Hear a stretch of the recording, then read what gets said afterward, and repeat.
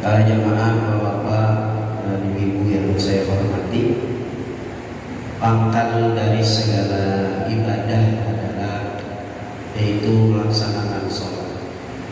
Sholat yang diwajibkan kepada kita, yang kita laksanakan setiap harinya 5 waktu atau 17 rakaat, yang menjadi kewajiban dan inti dari seluruh ibadah. Yang membedakan kita dengan binatang itu adalah terletak pada ibadah. Kalau binatang makan, kita makan. Binatang minum, kita minum. Tapi binatang gak sholat, memang tidak diwajibkan sholat.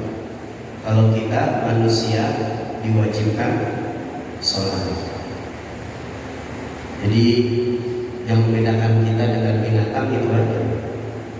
Mereka kawin sama, kita kawin juga. Ya, sama kita kawin juga. Jadi yang bedain kita sama kebo tuh jadi cuma di sholat aja. Berarti kalau ada orang yang kagak sholat, berarti dia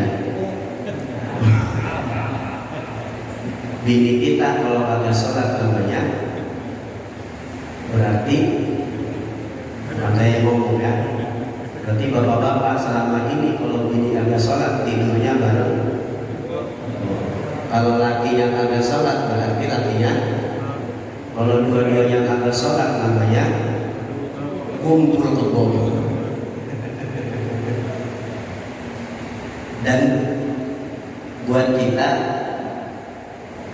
para laki-laki itu dianjurkan, sunnah akad sangat dianjurkan sholatnya berjamaah di masjid. Sholatnya musola nggak termasuk tadi itu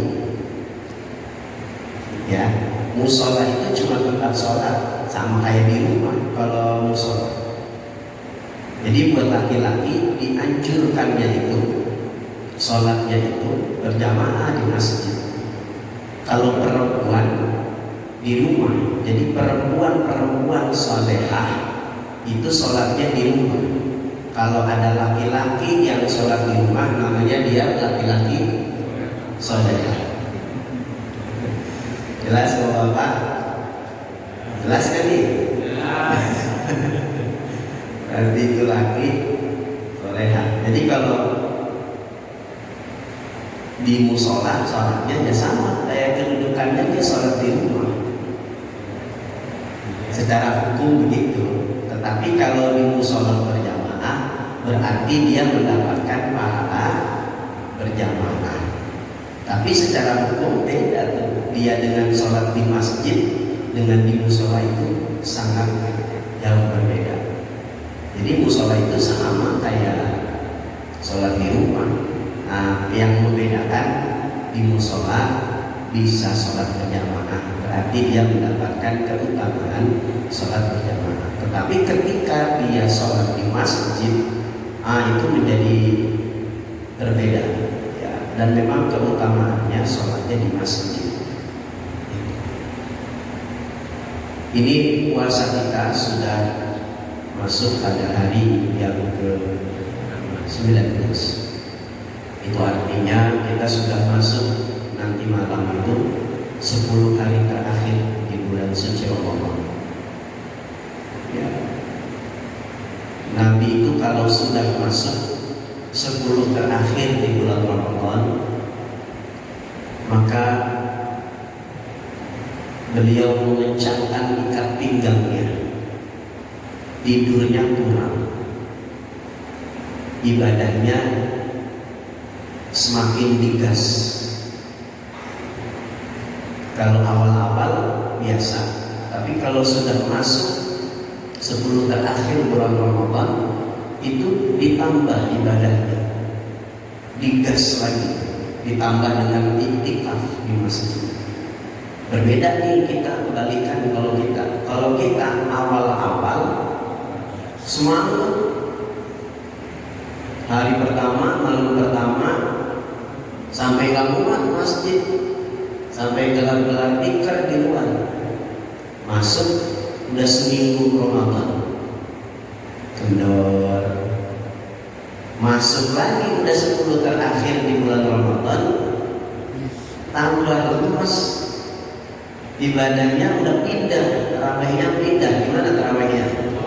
Tuh. Apalagi kalau THR udah pada turun, udah pada malas ke masjid. Jangan, harusnya dibalik. Terakhir bulan Ramadan itu justru semakin semangat ibadahnya, jangan justru semakin kendor. Kenapa? Pada terakhir di bulan Ramadan itu ada satu malam yang kalau kita dapat malam itu, maka kebaikannya yang kita dapat itu seperti 1000 bulan. 1000 bulan itu berarti kurang lebih 83 tahun. Isinya kebaikan semua. Saya pernah cerita ya, di antara hebatnya malam Lailatul Qadar yang kalau didapat sama seorang hamba itu, di belakang Pondok Indah Mall itu, PIM 1 itu ada kali itu. Ya, saya pernah cerita, kalau ingat cerita. Nah, ini bagus untuk diulang biar semangat. Dan saya dapat 2 cerita. Di belakang PIM itu, PIM 1 itu ada kali itu, sungai itu, kali besar. Dulu tahun 80-an itu air masih banyak dan masih jernih gitu, masih bagus, masih bening, ikannya masih banyak, belum tercemar sama limbah.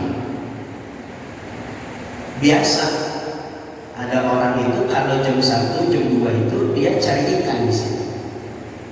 Cuma dia nggak mancing, dia ke jalan, pakai jalan di jalan. Itu tiap malam dia cari ikan, dia bawa pulang kalau dapat, lalu dia bawa pulang buat makan sahur, buat makan keluarganya. Saya cerita ini dapat saya punya guru ya di hari Sabtu, karena memang kebetulan beliau dekat di rumahnya. Setiap malam begitu tuh dia jalan ikan buat makan keluarganya, makan sahur. Kalau orang dulu kan gitu Pak, apalagi orang tamu susah Pak, hidupnya rada susah. Kita ekonomi orang-orang dulu itu beda dengan orang-orang sekarang. Bisa jadi kalau ukuran ekonomi orang-orang sekarang itu lebih bagus dibandingkan orang dulu. Orang dulu makan aja susah, anaknya banyak. Ya, seperti saya 8 saudara. Ya pagi dulu dibikinin nasi goreng mengkudu, karena orang tua kita susah, anaknya banyak, bikin nasi goreng mengkudu, berasnya dikit, yang dibanyakin daun mengkudunya. Begitu tuh orang tua kita di mana. Cuma agamanya bagus itu, ilmunya tidak banyak, tetapi dengan agama itu bagus, komitmen keagamaannya itu luar biasa. Orang sekarang, anak-anak sekarang dorong duduk, pada nanti ada dorong duduk, pahit, cuma enak itu. Nah orang ini begitu tuh, tiap malam dia jala ikan. Jadi kalau jala itu nggak apa-apa, yang persoalan mancing itu menyakiti. Apalagi kalau bini kita lagi munding, katanya jangan mancing. Apa ntar bibirnya kayak ikan mujair. Tiap malam tuh mau pulang, sedapatnya dirasa cukup dia pulang, nggak sebanyak-banyaknya, enggak. Jadi bagusnya orang dulu begitu, dapat cukup mau pulang, besoknya dapat lagi cukup mau pulang, nggak sebanyak-banyaknya gitu. Dia ambil ada banyak nih, dia jalan lagi, enggak. Dia jalan dapat, dirasa cukup, bawa pulang. Suatu ketika sekitar jam 2 atau setengah 3 itu, ketika jala itu dilempar, gitu ya. Begitu jala itu jatuh tepat di air, seketika air beku, airnya beku. nggak ngalir. Jaring-jaring yang beku, air yang beku, udara berhenti sejenak. Itu hitungannya detik, bukan menit.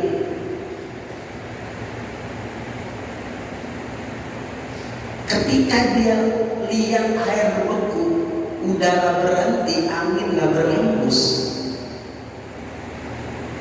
jangan-jangan ini malam Lailatul Qadar, dia bilang gitu.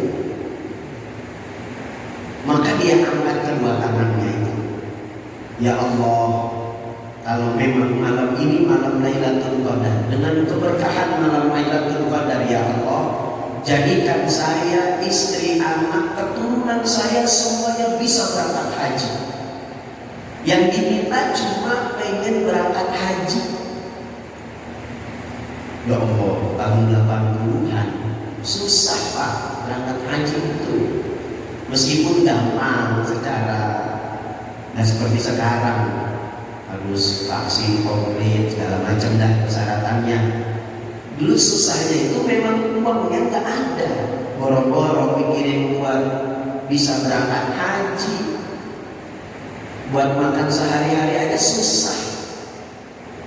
Dia mintanya itu, ya Allah, saya pengen berangkat haji, istri, anak, keturunan saya semua bisa berangkat haji. Yang diminta cuma itu. Qadarullah, memang Allah takdirkan buat dia itu. Sampai sekarang itu anak keturunannya, cucu-cucunya itu semua bisa berangkat haji. Gak tahu dari mana itu rezeki. Pokoknya dia bisa berangkat haji. Jadi tahun, nggak nunggu tahun itu juga kan Syawal, ya nggak lama langsung haji, langsung berangkat. Ada yang berangkatin sama istrinya, terus nyambung tahun berikutnya sampai sekarang nih anak keturunannya berangkat haji semua. Subhanallah. Itu di antara kemuliaan malam Lailatul Qadar yang adanya cuma di malam 10 terakhir di bulan Ramadan. Jadi kalau orang yang kendor ibadahnya, yang balik, mestinya dia semangat justru di 10 terakhir bulan Ramadan. Bang Rusman, kira-kira kalau dapat malam Lailatul Qadar yang diminta apa Bang Rusman kira-kira? Kau gimana? Orang ini mintanya bisa berangkat haji, ya Allah. Ayo genjot 10 malam terakhir di bulan suci Ramadan. Kenapa? Belum tentu tuh tahun besok kita masih ada bisa kumpul di sini, kita bareng di sini. Belum tentu kita bisa tarawih lagi berjamaah di Al-Quran. Belum tentu kita bisa melihat anak-anak kita lagi. Belum tentu. Dimaksimalkan. Kok bisa Ustaz? Padahal dia bukan di masjid, padahal dia di luar. Kok bisa dia dapat malam Lailatul Qadar? Antara kuncinya ada. Gimana caranya untuk bisa dapat malam Lailatul Qadar? Itu satu. Yang kedua, saya punya guru Allahyarham Al-Manfur Al-Habib Sagaf bin Mahdi bin Syekh Abi Bakar bin Salim yang punya pesantren di Cisekeng, Paru. Nama pesantrennya Nurul Iman. Itu santrinya 30.000. Semuanya gratis. Makannya, pendidikannya, tidurnya gratis. 30.000 orang. Disekolahin sampai S2. Sekolah S2-nya dikirim ke Abu Dhabi. Dan sampai setiap tahun itu santri-santri itu dinikahin kalau yang udah siap nikah. Biayanya semua ditanggung. 30.000 santri yang gratis semua. Dari mana uangnya? Kok bisa? Beliau dulu cerita kepada kami itu santri-santrinya, dan saya bersyukur sekali termasuk orang yang pernah belajar dengan beliau dan mendapatkan perhatian.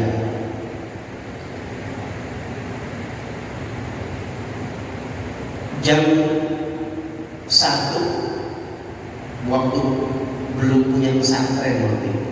Pesantren ada cuma masih kecil, santrinya cuma beberapa.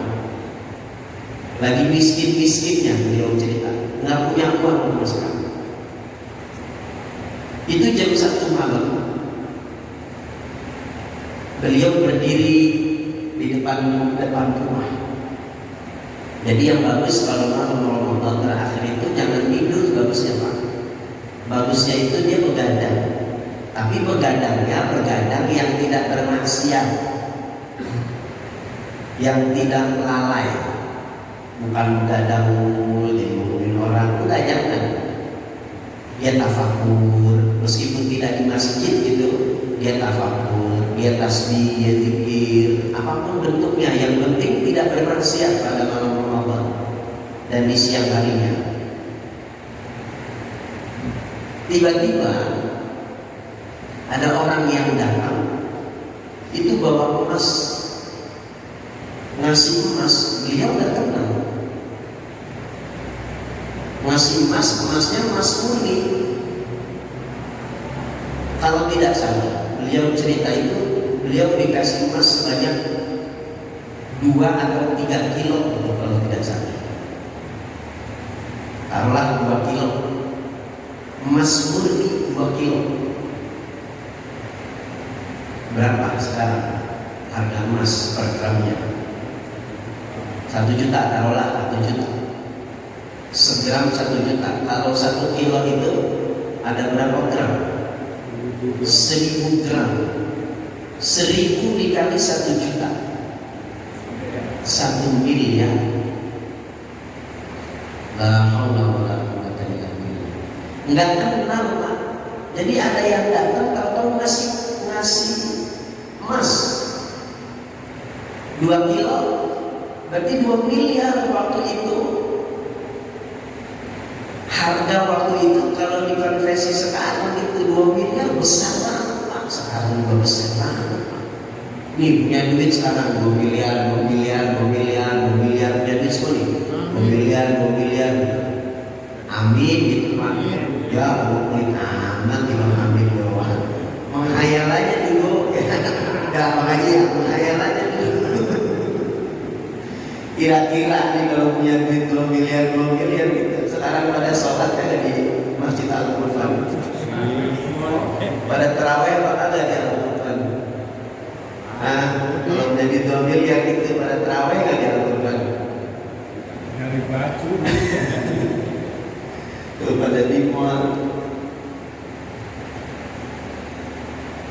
Lalu itu saya dapat cerita itu dari beliau di malam bulan suci Ramadan.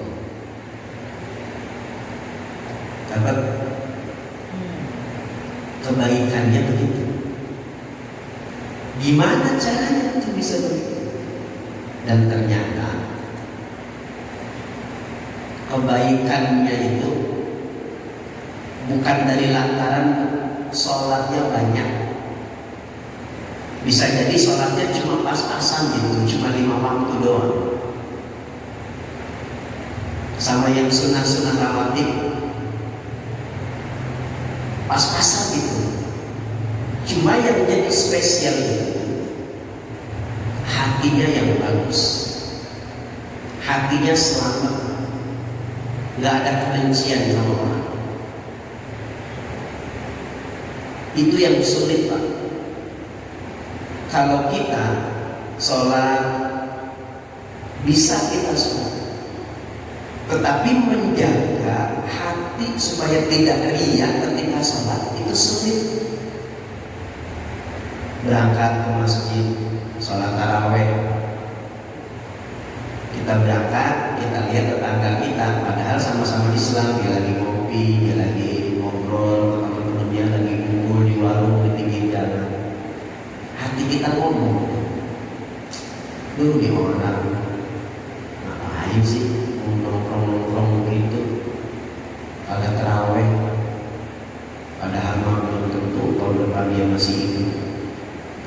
Dia cuma ini doang, ngebundel doang di hati. Padahal dia mau ibadah, mau sholat. Itu nggak selamat juga Pak. Udah jelas-jelas mau sholat. Begitu pulang dari masjid, dari tarawih, itu orang masih di situ juga, masih nongkrong, masih ngopi, masih ngerokok, masih bercanda, ngomong lagi dan nggak selamat dia. Berarti ibadahnya nggak bagus. Berarti dia ibadah itu pengen dianggap kalau dia rajin sholat. Berarti dia ibadah sholat tarawih itu pengen dianggap kalau dia orang soleh. Jangan. Kalau mau tegur, kenapa bang nggak sholat tarawih bang? Ayo bang, sholat tarawih bang. Itu mah nggak apa-apa. Yang nggak boleh hatinya ngomong, bibirnya diem. Itu maksiat hati itu.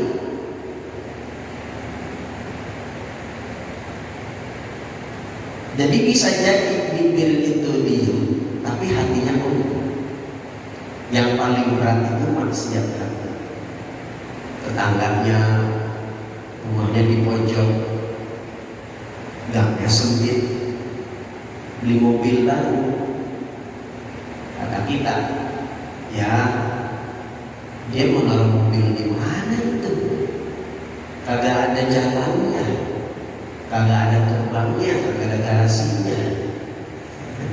Biarin aja mau taruh di mana, gitu dia yang beli mobil, ngapain kita mikirin garasi orang? Jangan, itu maksiat hati namanya. Jadi yang dapat Lailatul Qadar itu, yang dipim itu, yang ketika dia taruh jalan airnya tahu-tahu beku. Ketika dia mau berangkat itu keluar rumah. Jadi tetangganya nggak senang sebenarnya amanya orang. Dia udah siapin air bekas cucian baju, rendaman baju. Begitu dia keluar, disiram aja tuh air cucian baju ke dia. Jur, enak aja tuh ngomong, padahal sengaja. Maaf pak, nggak sengaja. Saya pikir nggak ada orang, kata dia begitu. Yang disiram bajunya, ekspresi mukanya tuh nggak berubah, biasa aja. Istrinya di dalam nanya, kenapa pak? Kok basah? Dia nggak cerita itu sama istrinya kalau dia habis disiram sama tetangganya. Itu yang hebat. Dia tidak tanamkan kebencian sama istrinya, sama tetangganya. Kalau dia ceritain itu, tadi disiram itu sama tetangga. Kata bini kita, ya manusia dan kanan kita nggak mengeri dulu, dia udah suka sama kita. Oh, jadi benci bini kita sama dia. Dia tidak tanamkan kebencian sama tetangganya. Dan terhadap istrinya dia nggak cerita, nggak ditanamin kebencian itu. Kalau dia cerita itu, istrinya bakal jadi benci. Kenapa? Dia pengen selamatin hatinya dia, jangan kotor, jangan ada penyakit. Jadi Ramadan kita sholat tiap malam, taraweh, Al-Quran kita hatamin, sholat 5 waktu, nggak pernah ketinggalan. Tapi sama orang, sama saudara, sama tetangga masih dengki. Wallahi gak ada nilainya itu ibadah, sia-sia. Kok bisa? Bisa. Iblis dulu namanya Azazil, diciptain sama Allah, turun ke muka bumi, 1000 tahun hidup di muka bumi, taat luar biasa, ibadah selama 1000 tahun, tidak pernah bermaksiat kepada Allah. Saking hebatnya Azazil, 1000 tahun diciptain sama Allah, naik dia naik derajat sama Allah, ditaikin tinggalnya di langit pertama. 1000 tahun di langit pertama, ibadahnya makin getol, naik lagi langit kedua, makin getol lagi ibadahnya, naik lagi sampai langit ke-7. Mentok udah nih langit ke-7. Wah, hebat luar biasa iblis ini, namanya Azazil. Udah langit ketujuh, Allah bilang udah masuk dalam surga, tinggal di dalam surga selama 500 tahun. Jadi 1000 tahun di bumi ditambah 7000 tahun di langit, masuk ke dalam surga 500 tahun. 8500 tahun hidupnya ibadah tak pernah maksiat. Ketika Allah ciptain Nabi Adam, makhluk yang baru, Allah bilang, sujud kalian semua sama Nabi Adam.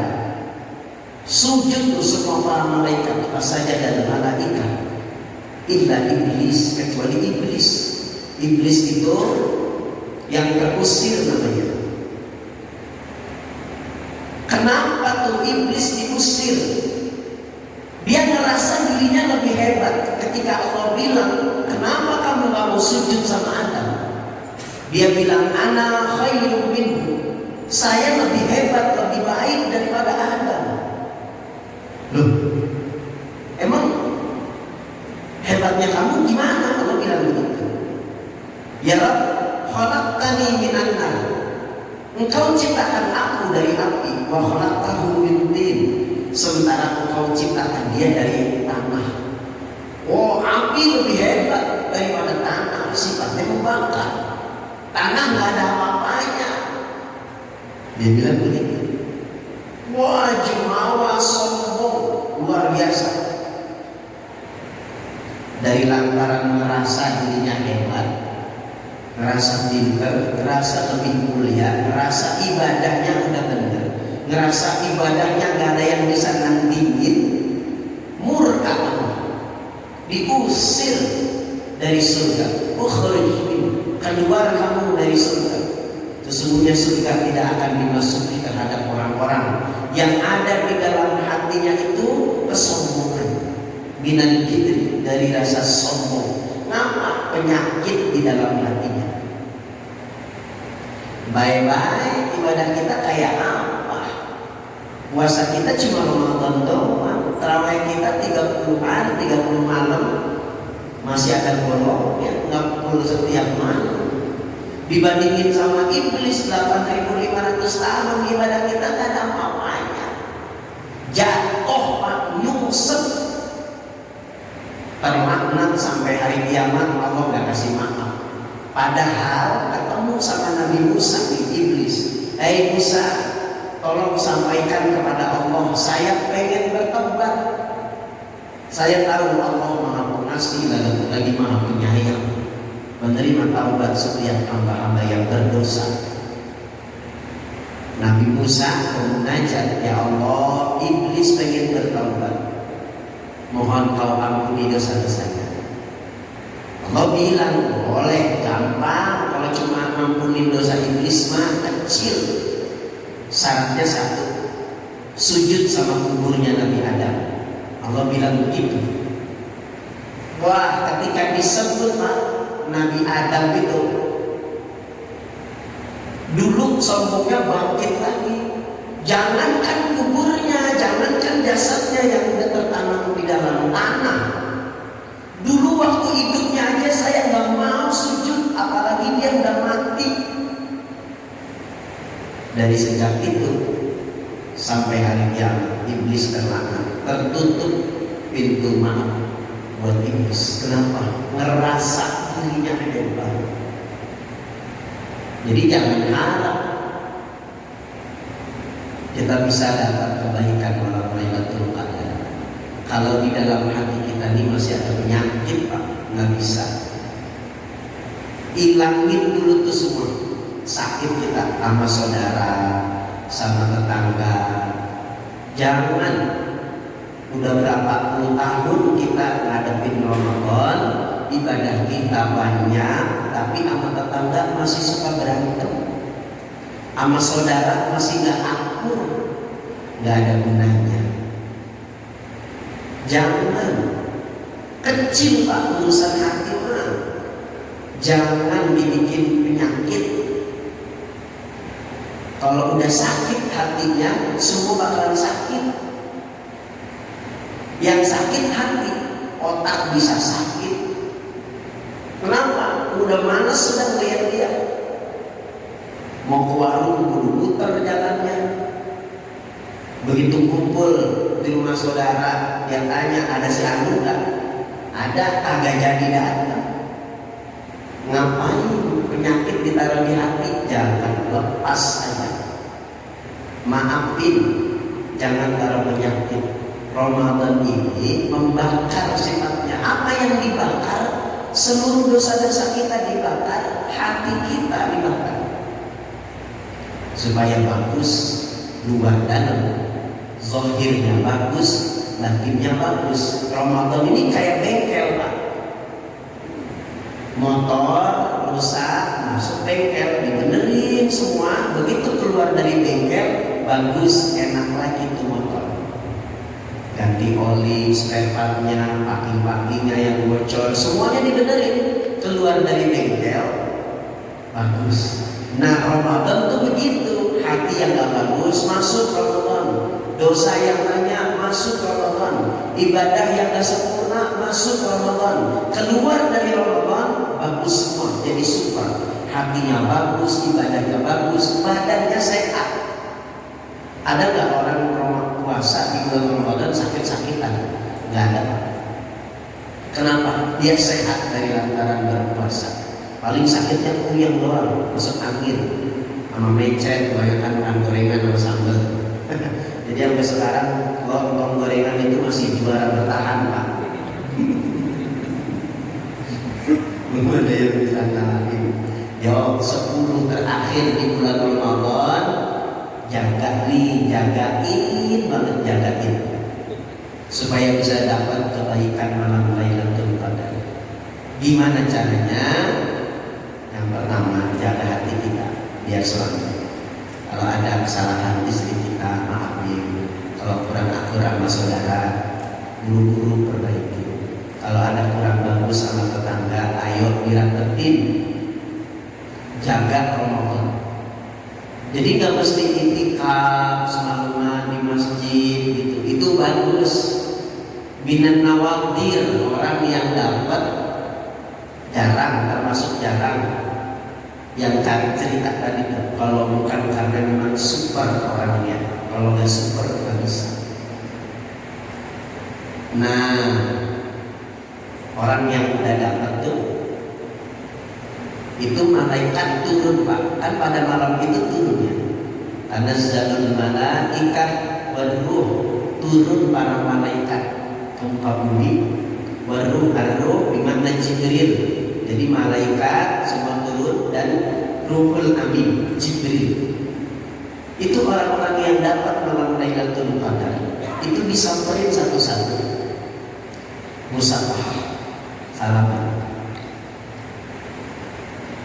Jadi mereka itu yang dapat malam Lailatul Qadar itu malaikat yang nyamperin datang salaman. Tentunya wujudnya bukan wujud asli, dia salaman. Dan itu banyak terjadi. Kitab-kitab yang haluannya mutasawwifin itu diceritakan malaikat turun dan mereka bermusafah, bersalam-salaman. Itu begitu salaman, nggak tertarik lagi, Pak, sama dunia. Jadi dunia justru yang cemburu sama orang itu dari lantaran dia keinginannya cuma akhirat. Jadi yang ngejar-ngejar dia dunia. Jadi dunianya yang cemburu, dia yang dikejar-kejar dia sama dunia. Itu kenapa Habib Sagaf bin Mahdi bin Syekh Bakar bin Salim itu santrinya 30.000 gratis kok. Ya memang begitu. Ada aja rezekinya itu begitu luar biasa. Dikejar oleh dunia. Dia malah butuh sama dunia, dunianya yang butuh sama dia. Kejar-kejar. Nah, buat kita yang belum pernah merasain malam Lailatul Qadar, masa hidup kita 70 tahun sekali aja gitu ngerasain malam Lailatul Qadar, masa enggak gitu. Rasanya rugi banget. Udah hidup dikasih waktu, gimana sih bisa dapetin malam Lailatul Qadar itu? mulai tanam, jagain aja keran, kita hidupin, nyalain tuh keran, jangan tidur, kita jagain aja tuh keran, kita liatin kapan itu air beku.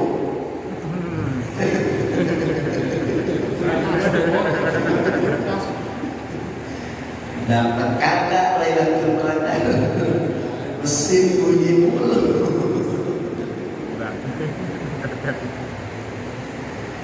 Yang mancing jangan mancing ya, kecuali memang nyari ikan yang buat makan kita, keluarga kita. Jadi yang kita emang dia jaga ikan buat makan keluarga. Jadi memang nggak ada mata pencariannya, nggak ada. Sampai sekarang Pak, keturunannya, anak cucunya semua bisa berangkat haji. Ya Allah, iri kita. Jadi jangan iri sama urusan dunia. Si Anu bisa beli ini, si Anu beli ini, si Anu hidupnya begini, rumahnya begini. Jangan iri sama urusan dunia. Urusan iri itu urusan akhirat. Dia orangnya soleh, rajin ke masjid, ibadahnya bagus, meninggalnya bagus. Itu iri kita tuh orang begitu. Duitnya banyak tapi dia normal, itu kita iri sama orang begitu. Jangan iri urusan dunia. Alhamdulillah rumah enak hidupnya. Jangan iri. Jangan iri sama urusan akhirat. Alhamdulillah dia orangnya baik, apa yang matinya baik. Itu iri sama yang begitu. Baik para jamaah, mudah-mudahan ini pengantar ya buat supaya semangat kita di masuk malam Ramadan 10 terakhir di terakhir bulan suci Ramadan. Mudah-mudahan kita bisa maksimalkan dengan sebaik-baiknya. Allah bisa istiqomahkan hati kita semua dan kita bisa mendapatkan malam Lailatul Qadar. Allahumma bidik kami ya wala hadratin nabi al-Fatihah. Bismillahirrahmanirrahim.